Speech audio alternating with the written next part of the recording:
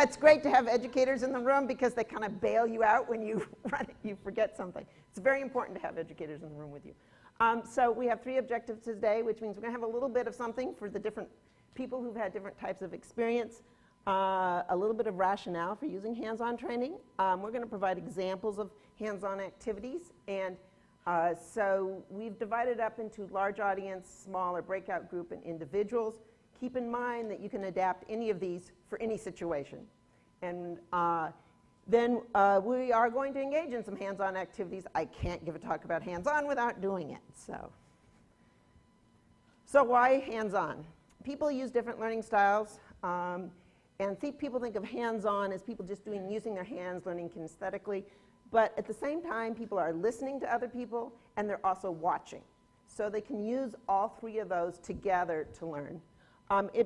I find it bridges many language and cultural, and I'm not just talking about Hispanic versus Hmong culture or English versus Spanish. It's really good for making that transition from scientific language to something people really understand. I don't know how many times I've had people say to me, I thought I've done the best job in plain language. It's really common, and they think it's scientific, or it's regulatory or something. So you get beyond kind of all of that stuff.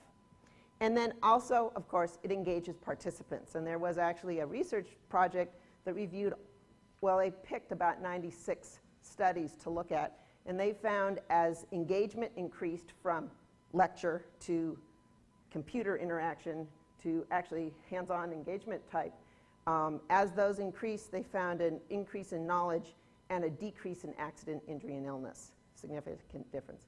The thing with behavior, which is what we all are kind of interested in behavior change, was that they found that hands-on was often used for more complex activities to do. So that's a really important thing to keep in mind. It's more complex. It's probably a good idea to look at hands-on. Page down. Okay, just a few tips for those who haven't done it. Keep it relevant to the topic, practical. These are basic adult education. Realistic to what they're doing. The first time I ever saw hands-on, it was a spill response practice. And they had somebody act the spill, they lay down, somebody else clean up the spill, which they were supposed to clean them up, and they were given a towel or something. I don't know quite what they were doing. And I'm going to stop there because where it went, we don't really want to talk about. If you can ask me privately, and I'll tell you. So we went in and revised this, and I stepped outside the training room, and there was a storm drain. We used a bucket of water, and then they had to actually do their spill response. And what was really good about it was, they learned to use the right PPE, they learned all the steps. But at the end, this group talked about it and realized that their written procedures that they'd set up for their group weren't the best, and that they revised what they were doing. So another benefit from doing hands-on in your workplace is you may find what you think in your head and you write down and you tell people is the best way to do it, and it may not be. So it's another benefit from doing hands-on. And then that's the keep it realistic. I like to add a message if possible, because sometimes when you're doing complex things, people may not remember every step, but if you've got a clear message for them, that can help them remember. As a facilitator practice, because if it can go wrong, it will. With hands-on, it seems that I've always got something that happens. Check out your location in advance. You never know what you're going to find. I do fluorescent tracers work, and one time I asked, can I turn all the lights out in the room? Fluorescent tracers only glow in the dark under black light. Oh yeah, you can turn out the lights in the room. To find out that there were 3 workshops going on at the same time in the same room. And I couldn't put up dividers, so we all had to go down a hallway. And so you got to check out your space first. And then be flexible, of course, because I said if things can go wrong, they do. But it's always a teachable moment. So I'm going to start with large audience, which I call step away from your PowerPoint. And some people may recognize this from a while ago. There was a study done that looked at using a live skit. And this is large audience. We're talking more than 200, 250 people. They did a live skit versus a video of the live skit versus an alternative video. And oh man, now I don't have my notes up there, but for evaluating the training, there were factors that were significantly different for those who rated them strongly agree, as well as people planning to change their behavior and their awareness changed. So now I know we're going to have talk about video, but this really engaged the audience more. Even though you had 250 people, people were more engaged and got more out of it. So a way to do hands-on with a few people, but getting the rest of the audience involved. Okay, so what I want people to do is look under their seats and see if you have a plastic bag that looks like this. And if you do, hold it up, and then find somebody near you that also has a plastic bag. And that's right, gather in little groups just around people who have plastic bags, hold them up. Yeah, okay, get together in groups quickly now so we can get through the talk. Okay. No, everybody gather around a person with a bag. Sorry, oh, see, I'm learning. Okay, time, you have a couple of minutes. You look in the bag, you have a couple minutes of a group to inspect the respirator parts you have, okay? And answer these two questions. Is it ready to use and why? And is it the correct part for the respirator? Do people see the questions? There are two questions. Can we have a quiet for a minute? I forgot to do this before you opened your bag. I learned. Is this ready to use and why? Now, you have parts to a respirator. You don't have the whole thing. It's okay. And is it the correct part for the respirator? Why? And that's the respirator you want to know if it's the correct part for. Okay? So you have to inspect your respirator now. Look at it. And you'll have another part in your bag, by the way. You've got another part in your bag. Yeah. Okay, so next, another group. Okay, pass them the microphone. I'm sorry, I forgot to. Okay, yeah, come right up here. All right, it appears that it has all its parts. Obviously, a different color cartridge than the one up here, but it's put in the wrong direction. Okay, anything else? It also looks like it's missing the front piece. Mm-hmm. Pre-cartridge, we called it. Yeah. Pre-filter. Did you check around the seal? Stretch it out. I think this is the one that had like that. We did, but we didn't notice anything. There's one of them that's got a problem, but anyhow. What would, Not that one. I can't remember which one it was. Yeah. I thought it was that one, but it could be a different one. Anyway, okay, let's go to another group. We can have to kind of move on. Was the filter? Did you have two in there? No. That's us. Those are the two filters. We only had one. This is all we got. Oh, darn it. I forgot to put something in there. Did you find anything wrong with that filter? Well, I don't know. This is in here, and it was in the right direction. But what is that? It says it says a test disc. Yeah. You don't want that in there. That's for testing, you know, that's for your negative and positive checks. So you don't want that in there. Not when you're using it. Not when you're using it, correct. So if you were inspecting a respirator before you were using it, that would be not to be in there. Okay, and also look at your respirator a little more closely, both sides. Is it that one? Take the top off. I don't know what I don't know. You don't know what you don't know. Okay, sorry. But you know, in this light, no, yours is fine. Okay, other group. Well, we've been filtered. We don't have a respirator. We just have two filters. Okay, and what did you find in yours? We found one that doesn't have a pre-filter on it. There are two different kinds of filters. One's for aerosols, and one has a rating for a lot of different things on here. Oh, glasses. Okay, and did you take the cover Organic off the... vapors. What's that? Did you take the cover off? Yes, we did. And what did you find? One of these is... $100 bill. I don't. One of them is dirty. I'm sorry. Anyway, It is dirty. yeah, it is dirty. Yeah, that's makeup. Anyway, I can't get it out because I don't have fingernails. no, you can't take. That's okay. You don't go any further with that one. Oh, okay. Did anybody other have a bag? Yeah. This is what we get. And what did you find in there? That. Yeah, but what's wrong with it? Everything is wrong with it. I think it's one of the other It's missing a clip, and there's one other thing with it. Yeah, doesn't have much. What can Yeah, I there's tell you? also a cut in one of the straps. Yeah, it's one Okay. of the straps is. Okay, and it's missing a clip. Okay, so this is an example of how to do, did we get everybody? Oh, okay, what's wrong with yours? Nope. If you can take, I'm just going to say this, if you can take out the cover over the exhalation valve, the exhalation valve, you will find that it's not put in properly. Okay, I took it, I put it in, but no straps. She's got her straps. He's got your straps, yeah, but you got to remember to check. It's hard to get out, but you really got to check your valves. It wasn't seated properly. There's also a few other things, but we're going to have to move on. So you notice that Carolyn was writing on a flip chart, even in a large group. If I can't write on my computer, which I normally do, write what people do, even the fact that somebody's writing it down helps reinforce it. And then people can walk by and look at it later, or you can refer to it later when you have more time than we do today. How am I doing on time?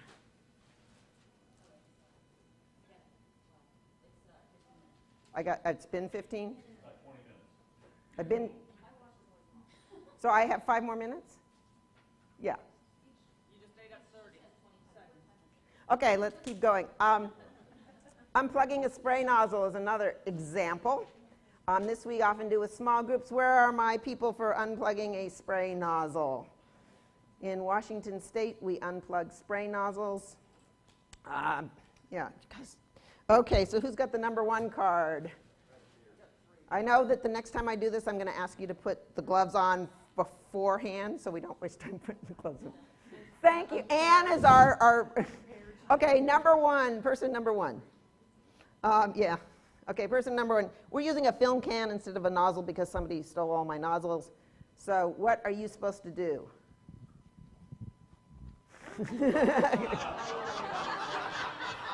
Okay, he's got it. You've got the point. Okay, put the glove. Okay, do what you're supposed to do. And then what does he do? Hand the nozzle stuff over to number 2. Yeah. Okay. Okay, number 2. What are you going to do? Don't even have to put it back together. Just. It's just. Yeah, it's too hard to do the fine work. Okay, number 3. So what did she do? She put her glove. She did use the small nitrile glove, the single-use nitrile glove underneath. Yeah. And then she put her green gloves back on. And then number 4, enter the film can, the nozzle. Oh, she knows how to take the gloves off properly. It just, there you go.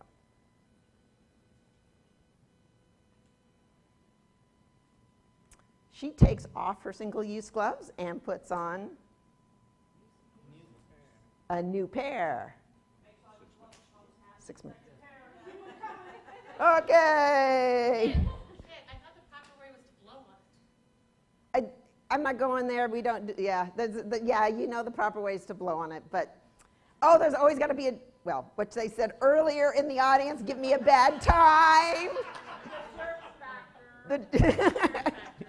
Oops, sorry. Anyhow, so that you can do, and you can add a lot of other things like proper tools. You notice they had a toothbrush, so they're not using a wire. You can do a lot of different things with it. So those are our different cue cards. And I use cue cards a lot for groups. These ones, we went kind of quickly. So now I have about 4, I'm doing this timer up here, 4 minutes. Okay. So another one, which we'll go through quickly here, is PPE decontamination and removal. And in Washington State, we have a very powerful 12-step program for it. Not that type. And it's also available in video, but I'm going to show you it briefly in hands-on. And it conveys a message also, which is dirty to dirty and clean to clean. So by that we mean dirty gloves go to remove your dirty hood. Dirty gloves go to remove your respirator. Then you wash your hands. And then you have a way of taking off your jacket, which is kind of clever, where you only touch clean parts to clean parts and your pants clean parts to clean parts. And then it's to reinforce this message. Now, we use fluorescent tracer, which I mentioned only glows in the dark. to simulate pesticides. So here you can see somebody on the left who's doing dirty to dirty, and then you can see somebody in the middle, and something happened to the slide, which I'll fix before next time, which says dirty to clean. And he went like this, and you can see his fingers from his dirty gloves removing his jacket. And if you want to know more about fluorescent tracer, we have kits and videos and books about it, and you can get a flyer in the back of the room to order that stuff. So location. And you can, the best place to do hands-on is actually on the farm where people who are doing the work with their own tools, equipment, what they're very familiar with. But you can't always do it that way because lots of times you're in a classroom. So you can go outside with a bucket of water. That works really well. But don't let that stop you if you've got to do it in a hotel room. I've seen it done with a wading pool and a plastic tarp. You can still do hands-on cleaning. So use your imagination. There's a lot of different things you can do. And now it's, who's up next? Carolyn, thank you. That would be me. There you go. Okay, so like Kit said, we're talking about personal touch this morning, and we're going to talk to you about small audiences, and that would be, it could be 1 to 4. Sometimes you have even a little bit bigger group than that. And so helping me are Bob and Ann. So we are going to talk about the importance of interaction, and just like Kit did in a large group, this is also a demonstration that you can do in a large group, but we're going to talk about how we're doing it in a small group. So we're going to talk about head-to-toe protection, the importance of personal protective equipment, having it available, and labels. Okay, so on head-to-toe protection, it's important to make sure people understand the absorption rates of the body, and that's why personal protective equipment is important. And good ways to do that is actually let them visualize, let them see for themselves, what do you mean by absorption rates? So it's always good to have audience participation.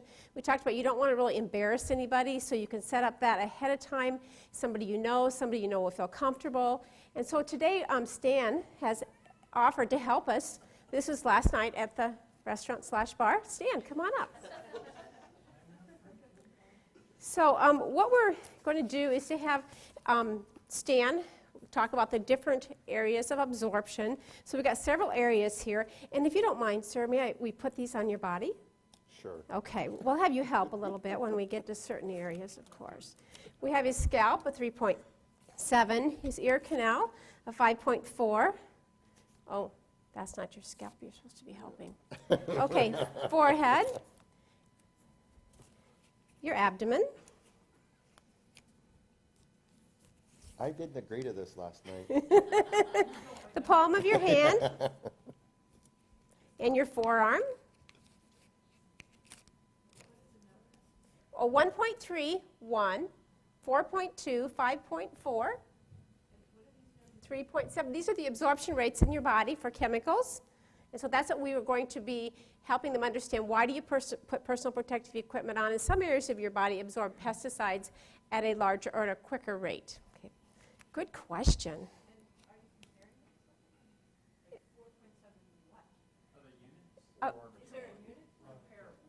Relative, yeah, like compared to each other. We're just comparing it to each other. Is a 1. Okay, I'm sorry. It's kind of, no, that's all right. And the ball of his foot? The ball of my foot? Yeah, the bottom of your foot. That's right. And then we have, no, you do not have to hold it up. Okay, and then the ever important, what was that number? 1.6. That's right. Well, it's a good point because we are assuming that people in the audience, for this particular presentation, that you might know this information. This is something that may have been presented earlier in the presentation. So for my purposes, I'm saying this is a good way to demonstrate this a little bit better. And so we have the ever important genital area. Sure. No, it's really okay. You don't have to do that. Okay. Yes, you may put that on your belt. You may put that anywhere you want. Okay, so also we're going to, in the process of this, talk about donning and doffing of personal protective equipment and also practical use, because sometimes what is on the label or what we think we need to use isn't necessarily very practical for the purposes of what we're going to be doing. So we're going to ask Stan to take a look at a label, and we have labels here in a very large size. We have Roundup over here. We have a couple other one's right over here. You can also just use a very small label because of the fact you're 1 to 4. Remember, this is a small group. So we're going to ask Stan to go ahead and look at the label here and find the personal protective equipment that he feels he will need for that particular pesticide or chemical. So while he's doing that, we're going to go ahead and turn it over to Bob.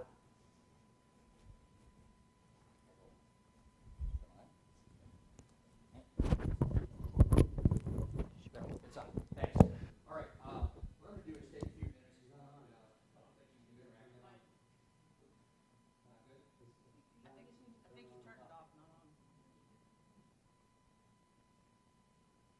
Was. Oh, yeah, it was on before. Anyway, what we're going to do is take a few minutes to talk about some interactive things you can do with PPE. And you can really do this with any one of these pieces of equipment up here, whether it's the clothing or the respirators, gloves, et cetera. But today we're going to talk about gloves. So I'm going to have Daryl come up and help me. Thank you. And what we're going to start with is something real simple that we can do. Daryl, have you ever decided or determined how to get the correct size of glove, how to measure or anything? There's a really, really quick way we can do this. And I've got a nice little just cloth tape measure here. What I want you to do is take that tape measure and measure my hand across the knuckle area all the way around.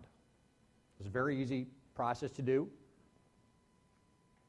And what did you come up with? 20. Excellent. Bigger is better. Okay. Excellent. About 20? Okay. So that's a quick way to determine the size of my hand, to determine what size of glove to select for your employees. Now, another thing we can do, we step over here.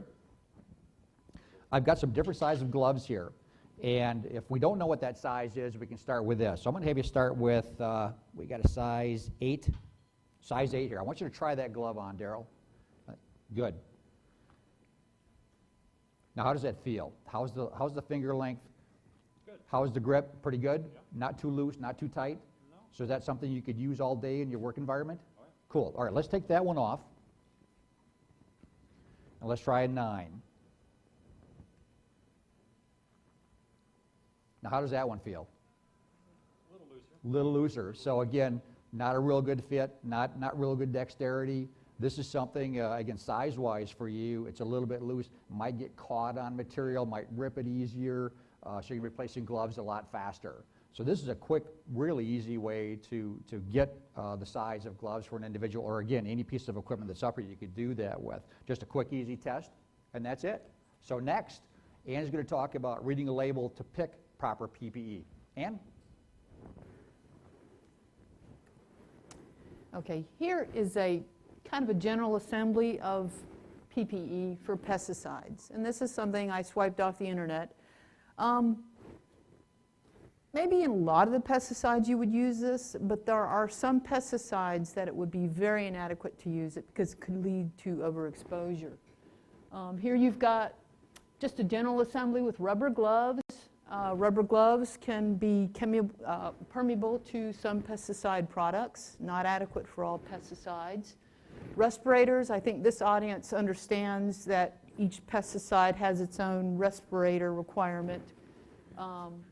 And then the one real important instant I will use are the fumigants. And I don't know if the audience here has experience with fumigants.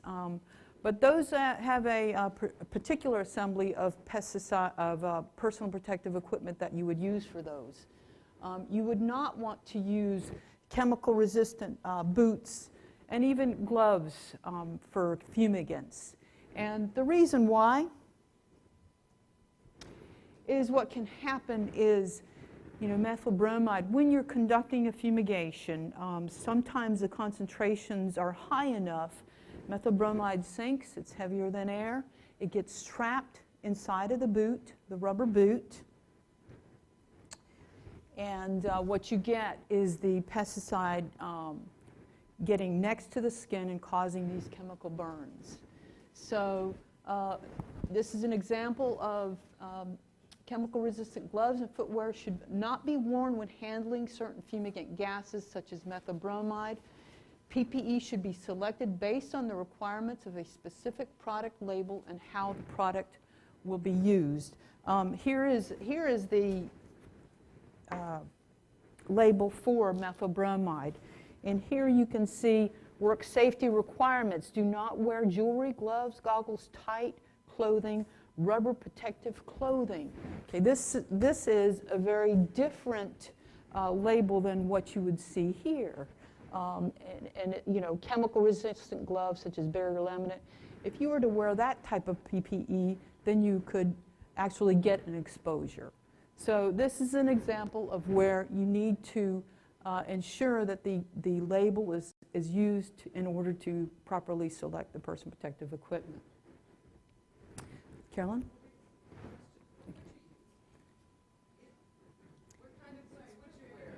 And that's what the label says. It says, okay, loose-fitting, well-ventilated long-sleeve shirt and long pants or equivalent,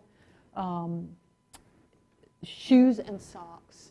And you would wear tennis shoes, canvas tennis shoes and socks, something that's breathable, that allows the air to pass through.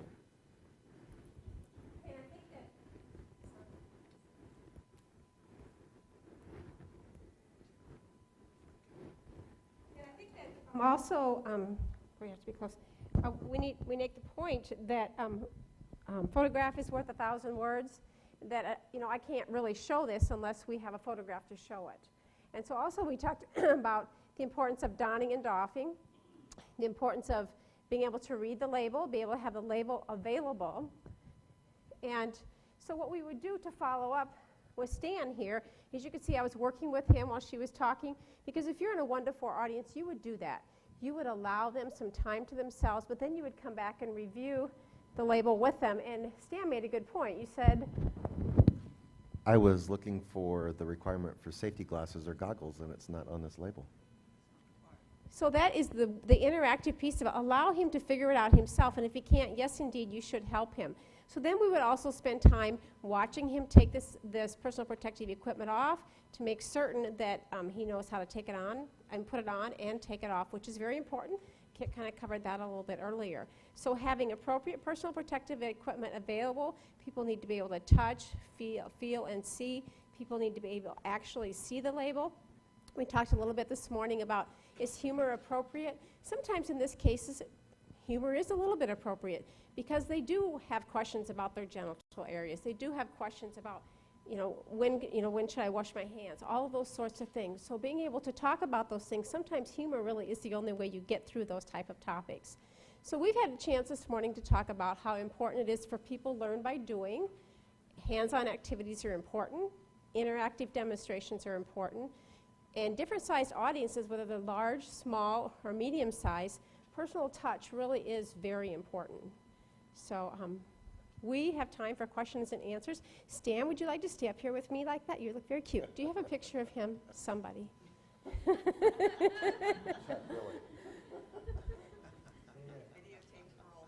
Yeah, that's right. A question in the back. Not really a question. I just wanted to say kudos to you for the personal touch of a real live model up there. Because I don't know how many times I have used that person picture in a presentation, and all I could do was stare at Stan and you putting stickers on him, and it really captivated my attention. Well, thank you.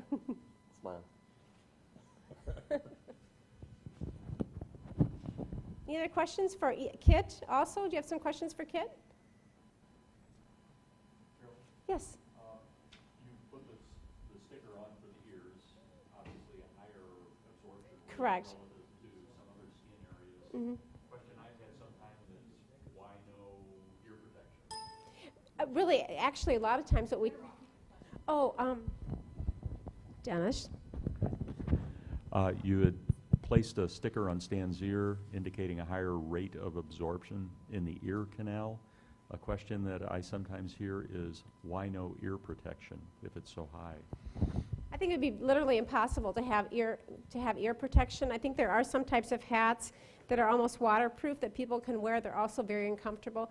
I actually tend to recommend to people not to wear a hat at all, or if you're going to wear a baseball hat, to be sure that you throw that away and make sure that you're shampooing your, that you're good washing. I see Kit's got her hand up. She's going to. Okay, one thing, one thing is that if you're going to put hearing protection in your ears, those will get contaminated. So, but if you're wearing a hood or a jacket, then your ears will be covered. I think we've talked about the practical aspects of teaching, but we also need to talk about the practical aspects of personal protective equipment. And sometimes what's out there is really not practical, so we do need to be able to address that. Yes, I had a question, Carolyn. On the, where you gave the absorption rates for the different parts of the body, what is that? What are the units of that, or where is the data? Where do you get that? It's very interesting, and I could certainly use that in some of the training that I do, but I would really like to know more than just a number. Then what's on there? It's Yeah. really just a relative to go ahead. Wait just a second. Those numbers have been around a very long time. It's Uh-huh. based on a very old study using an insecticide or parathioin and measured absorption rates. It's an extremely old study. We all use those numbers. Okay. I can get you the citation for that. Yeah, those are relative rates of absorption. Yeah, so once again, they just set the forearm to 0, to 1. To 1, and right, compare and then everything the is rates relative. of everything else to it. One of the things that I like to point out with that, though, is that that's the absorption rate that tells you how fast it's going to get in, but if you use it to tell you that your hands and your forearms absorb at a low rate and recognize that you're going to get contaminated on the hands and forearms most likely, and it's going to be there all day, it's going to get into your skin. So you still need to, and I know that you would do this. There's a lot that we train on that they couldn't do in this little session. Right. So there's a lot more that would have been presented there to a group that we Correct. would be doing training with. Right, and we just say, what do you do with your hands? Eat, drink, smoke for the bathroom, and so your hands are contaminating. And we talk about steering wheels and all sorts of things. So our demonstration today was just to show methods of being able to talk about absorption rates. And I just wanted to make another comment in response to Dennis's question about ear protection.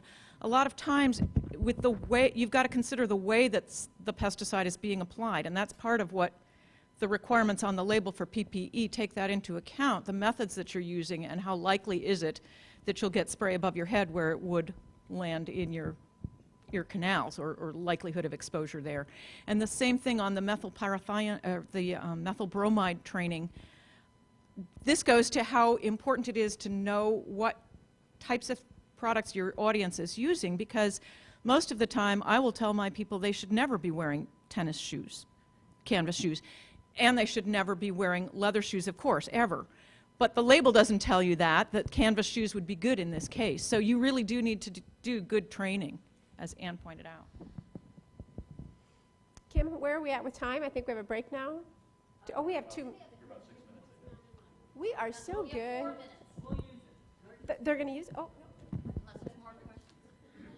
It's not really a question. One of the things that I do, and I know George Hamilton in New Jersey did a really nice video of a family that shared their story about an organophosphate insecticide poisoning. But if you can use personal stories of people that have had actual, and I've done it a couple of times to myself. Just this past summer, we were filming a video section for one of our worker protection videos, and I picked up a container of chemicals, and I didn't have gloves on. I don't think it would have mattered, but I was trying to be really careful, and I had a necklace on, and I must have adjusted it, and I had that residue. And come to find out, and next morning I woke up and I had a rash from one shoulder to the other because I was very careful and fortunately washed my hands before I went to the bathroom. But when I went back to the grower and said, what was it? It was a 75% DF, which is 75% active ingredient, and the signal word was danger on it, which means it's a skin and eye irritant. And that's exactly because I had the residue on my necklace, wore it around all day in the heat, wore it to bed that night, I had that reaction. And so if you can tell stories like that, and I also this year extensively used the situation that happened out in Utah with the 2 young girls that were killed because of the fumitoxin exposure. There is no better way to get people's attention and make them understand the importance of following the label direction than that story. So those are the kinds of things we don't like to tell, but they really make people remember.